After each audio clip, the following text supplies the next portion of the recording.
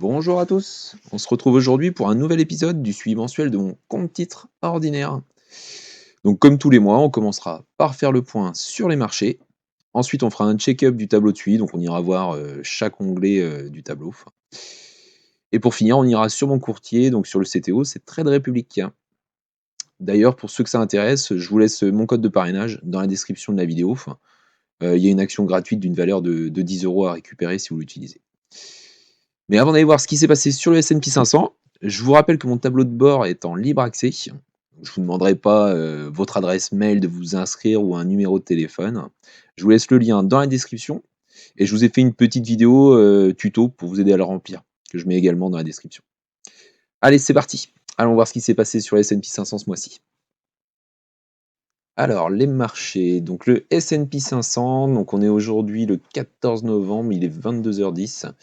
Le S&P 500 clôture à 5949,17. Donc, il a une évolution négative aujourd'hui. C'est vrai que ça faisait un petit moment, donc on n'était plus trop habitué.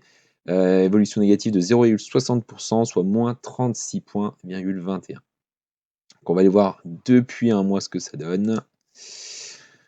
Alors, depuis un mois, allez.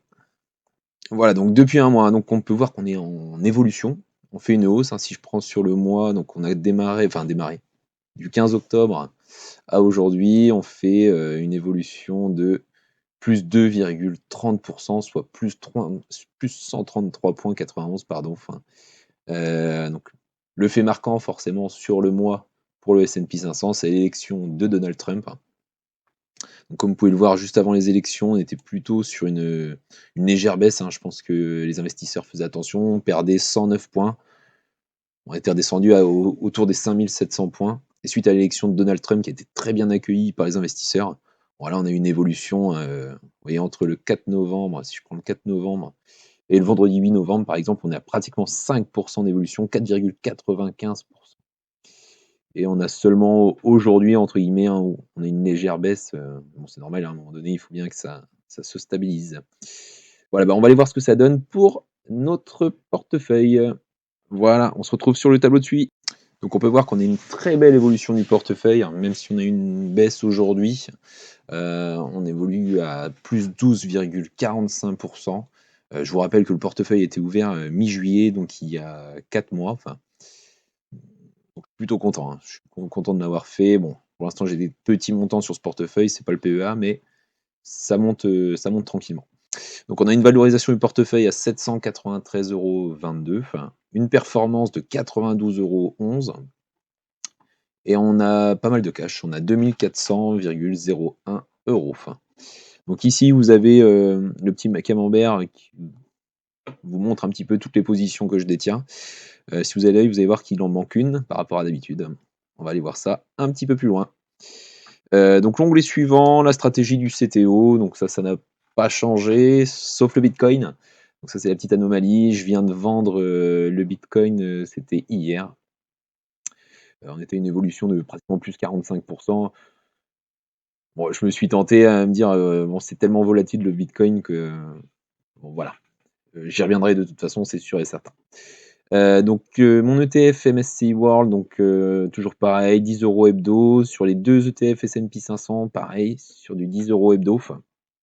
Juste un petit rappel pour ceux qui regardent la vidéo, enfin la playlist pour la première fois. Donc j'avais choisi de prendre ces ETF qui se superposent un petit peu quelque part, parce qu'ils reflètent un petit peu le même marché, hein, même le MSCI World qui est plutôt basé sur le marché américain.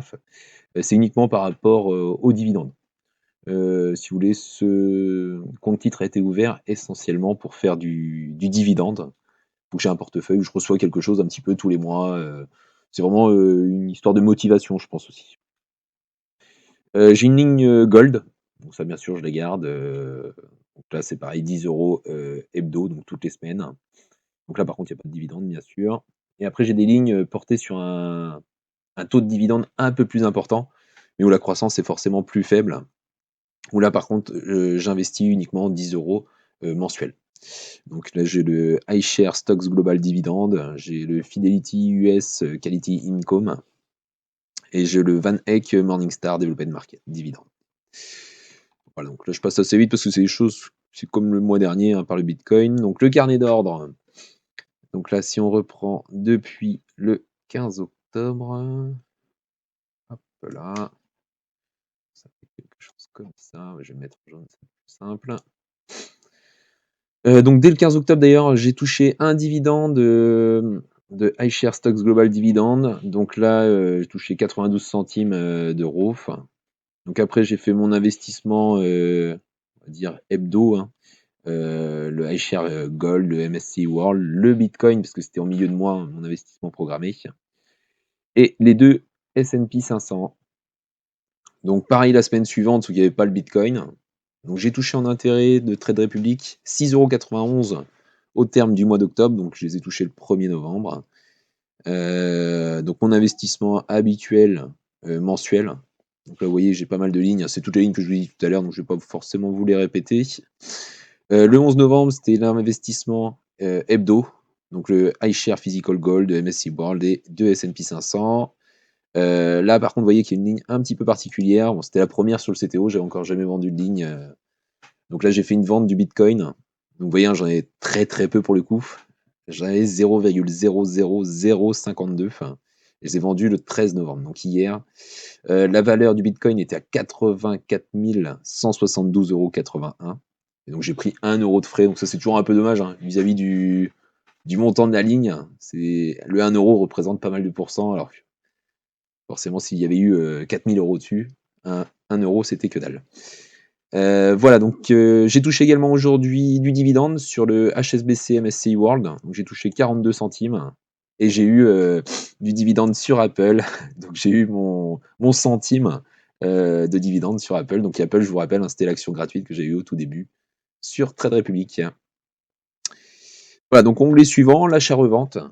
Jusqu'à présent, on n'avait pas de ligne. Donc vous voyez, j'ai vendu Bitcoin, comme je vous disais hier. Donc j'ai mis la date d'achat au 17 septembre, une date intermédiaire, hein, forcément je l'ai acheté tous les mois. Donc j'ai vendu la totalité.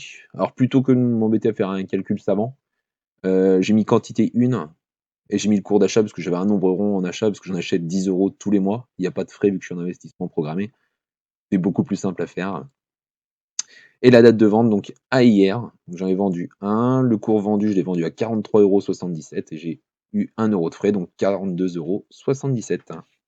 Donc un gain évident de 12,77 €, pardon, et une évolution de 42,57% après la taxation, enfin du 1 € de frais. Donc voilà, plutôt pas mal. J'aurais dû mettre plus sur le Bitcoin.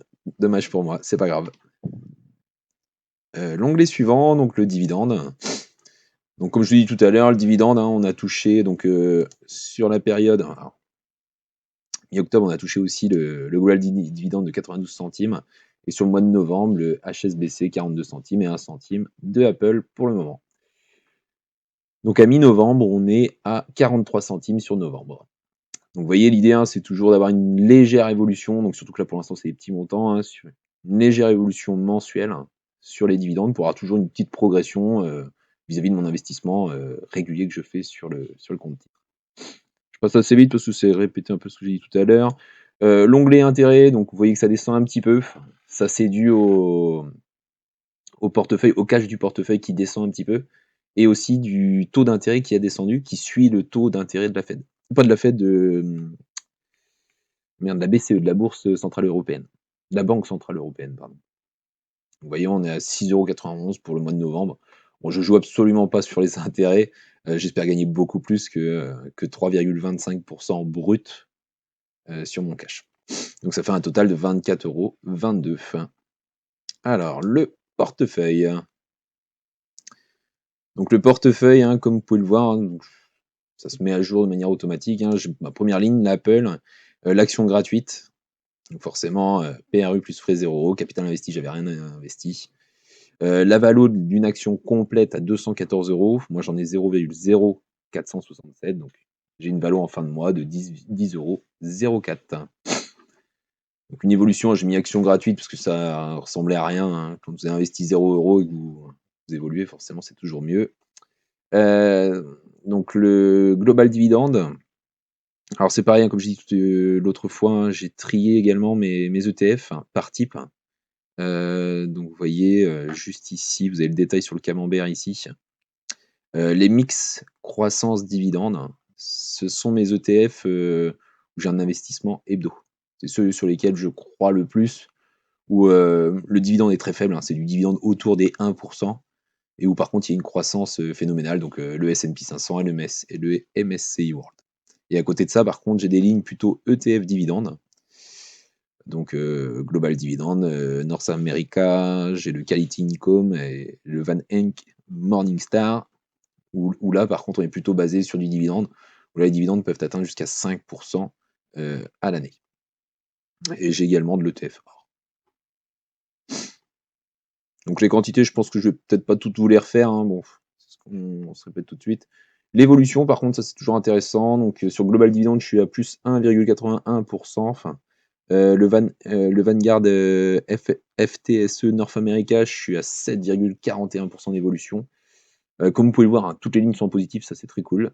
Le HSBC MSCI World, je suis à 6,49%. Les deux S&P 500, ils sont à plus de 8,5%. Alors c'est un peu dommage, hein, hier j'étais au-dessus des 10%, je pensais vous faire une petite vidéo sur plus de 10% en 4 mois, c'était plutôt cool. Bon, j'y reviendrai, j'y reviendrai. Le Quality Income, plus 7,05%, donc ça c'est top, hein. Ça c'est top parce que c'est du l'ETF dividende en plus. Le Van Eck, plus 1,40%, et sur l'or, bah, vous voyez que c'était bien monté, mais ça redescend un petit peu, donc là on a une évolution à plus 0,87%. Bon après c'est pas grave, l'or ça reste du défensif. Donc, de toute façon, il en faut et c'est obligatoire.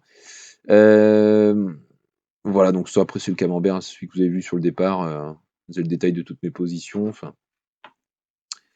Ça c'est pareil, les plus-values latentes actuellement, j'ai plus 53,20 € sur mes positions, qui sont sur le marché. Sur ce que j'ai vendu, j'ai plus 12,77 €. J'ai 1,92 € de dividendes, 24,22 € d'intérêt, et ça me fait une évolution totale de 92,11 € et l'évolution de 12,45%.